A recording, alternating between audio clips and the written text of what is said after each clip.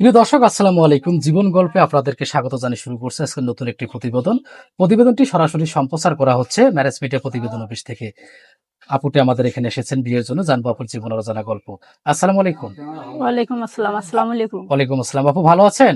জি আলহামদুলিল্লাহ ভালো আছি। আপু বিয়ের জন্য এসেছেন, হ্যাঁ, কেমন জীবন সঙ্গী চাচ্ছেন? আমি একটা ভালো মনের জীবন সঙ্গী চাচ্ছি। ভালো মনের জীবন সঙ্গী চাচ্ছেন, তাই তো? হ্যাঁ, তার বয়স কেমন হতে হবে, সে দেখতে কেমন হতে হবে?